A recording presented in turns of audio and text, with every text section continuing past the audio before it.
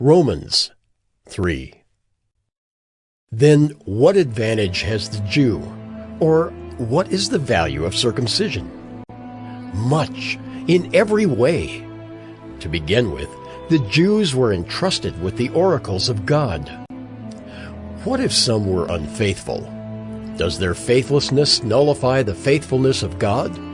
By no means. Let God be true, though everyone were a liar.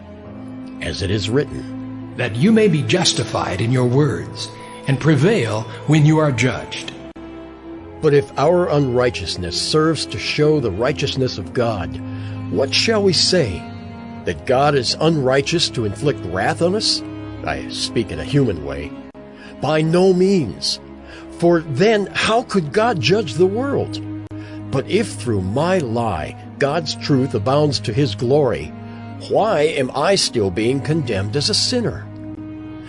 And why not do evil that good may come? As some people slanderously charge us with saying, their condemnation is just.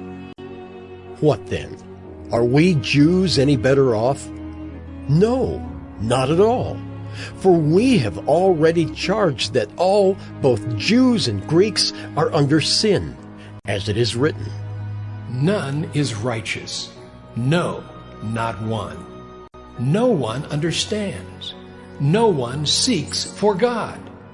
All have turned aside. Together they have become worthless. No one does good, not even one.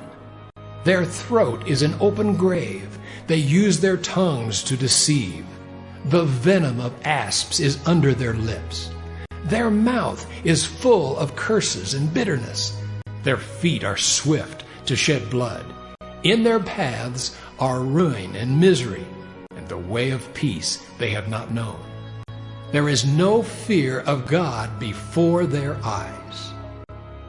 Now, we know that whatever the law says, it speaks to those who are under the law, so that every mouth may be stopped, and the whole world may be held accountable to God. For by works of the law, no human being will be justified in his sight, since through the law comes knowledge of sin. But now the righteousness of God has been manifested apart from the law. Although the law and the prophets bear witness to it, the righteousness of God through faith in Jesus Christ for all who believe. For there is no distinction, for all have sinned and fall short of the glory of God, and are justified by his grace as a gift through the redemption that is in Christ Jesus, whom God put forward as a propitiation by his blood to be received by faith. This was to show God's righteousness, because in his divine forbearance he had passed over former sins. It was to show his righteousness at the present time, so that he might be just and the justifier of the one who has faith in Jesus. Then what becomes of our boasting? It is excluded. By what kind of law? By a law of works? No, but by the law of faith. For we hold that one is justified by faith apart from works of the law. Or is God the God of Jews only? Is he not the God of Gentiles also?